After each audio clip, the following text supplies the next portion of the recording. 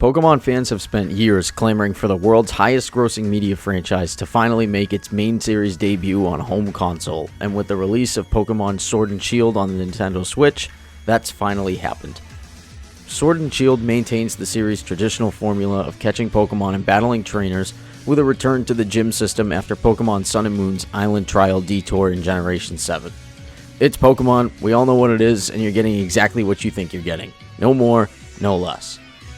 One of the things that I liked most in Sword and Shield was the early game type variety.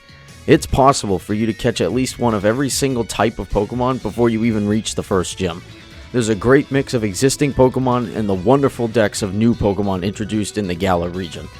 The absurdly large variety in early game Pokemon gives everyone a chance to use what they want and adds a ton of variety to any future playthroughs. But any mention of the Pokemon in Sword and Shield cannot go without mentioning the National Dex cut. Game Freak made the incredibly controversial decision to cut existing Pokemon from the game entirely, even preventing them from being transferred in via the upcoming Pokemon Home app. The amount of Pokemon cut from Sword and Shield exceeded more than half of the existing National Dex, a piece of information that Game Freak was more than happy to withhold from its players as well as they could have. While I don't think Dexit will ultimately have a significant impact on anyone's first time playing through the game, it will have a severe impact on the game's competitive scene, and it's not a decision that I was particularly in favor of. One of the other controversial decisions with Sword and Shield was the implementation of a permanent experience share.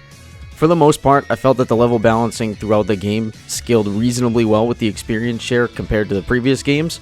Party-wide experience is great, but there were still some issues with overleveling, and it's inexcusable that the option to shut the experience share off was taken away in Sword and Shield.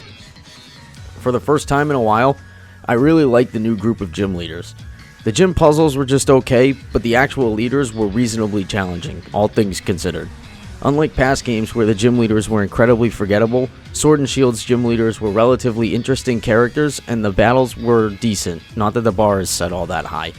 One of the gyms is even designed around introducing players to different double battle strategies, which is the game's official competitive format. But the biggest new addition to Pokemon Sword and Shield is the Wild Area, a more open-world take on the series' traditional route system. The Wild Area features changing weather, an incredibly wide variety of Pokemon, and raids. There's nothing overly complicated about it, but it's a welcome addition to the franchise.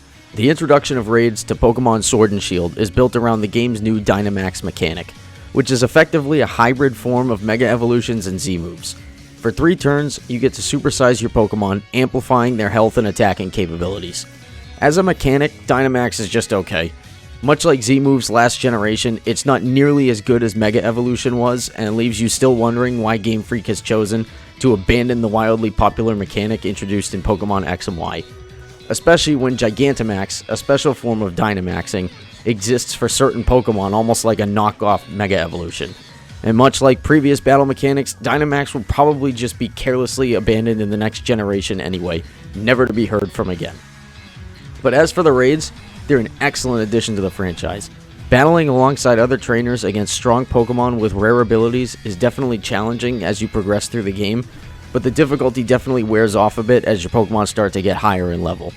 NPC party members are mostly terrible, which is more annoying than anything else, but the raids are incredibly fun to partake in alongside actual players, to the point where I spent more time raiding than just playing through the regular game. Unfortunately, Gigantamax Pokemon, one of the game's heavily promoted features, are locked behind astonishingly low odds in raids and have incredibly poor catch rates for any players who aren't actually the one hosting the raid. If you're trying to get one of these rare raids, it's going to likely take you an obnoxious amount of time, as there is no option in-game to cycle out of a raid that you do not want to partake in. The only way to use a Gigantamax Pokemon is to catch one in one of these raids. You can't just catch a regular Dreadnought and Gigantamax it if you want to. It's such a chore to find a Gigantamax Pokemon that a large portion of the game's player base has resorted to a system date exploit to force the spawn of these raids. Not to mention that these Pokemon aren't even eligible in the game's online play. And speaking of online play, Sword and Shield is the latest game to fall victim to Nintendo's incredibly poor internet systems. There is no option to just join a random raid being hosted by someone in the world. If you haven't added a ton of players' friend codes to your Switch, you're going to have a pretty lackluster experience with online raiding because you really won't see any of it. Another online feature that has been a staple of the series since Pokemon Diamond and Pearl is the global trade system, which allowed you to put any Pokemon you had up for trade in return for any Pokemon you wanted from anyone around the world. The GTS was an amazing system that many players benefited greatly from, and now it's gone for some reason that makes absolutely zero sense. The only way you can trade with people around the world, outside of directly trading with a specific person, is through surprise trading, which is the exact same random trade system as Wonder Trading was in previous games. One of the hallmarks of the Pokemon franchise is its music. In any Pokemon game, you can pluck out a list of terrific pieces of music that are an absolute joy to listen to. But to my disappointment, Sword and Shield was really hit or miss with its music. There were certainly some decent tracks in the game, but I definitely felt that the music was lacking overall. And where there was a potentially really good piece of music, the game's emphasis to mirror the chanting of a soccer match sort of got in the way. Visually, Pokemon Sword and Shield is not good enough for a game released in 2019. The game looks fine if you ignore some of the finer details, and it's certainly a step up from Sun and Moon, but it's not good enough. While signature moves of new Pokemon have excellent animations, there were an unspeakable amount of poor textures and reused animations throughout the game. Modern technology is capable of significantly more than what Sword and Shield gives us. And another minor issue I had with Sword and Shield is that the camera feels very low to the ground and boxed in during battles.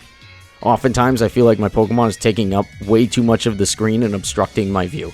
It's not game breaking, but it wouldn't kill anyone if the camera was a little further back.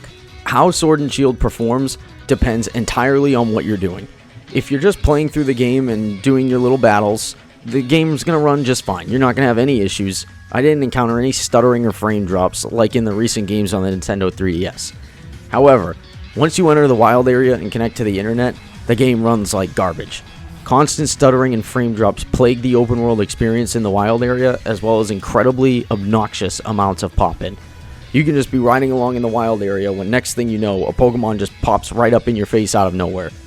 Pop-in is incredibly noticeable throughout the game, but it's much more problematic in the wild area. Pokemon Sword and Shield are not bad games. In fact, I think they're the best new generation games we've gotten in a while.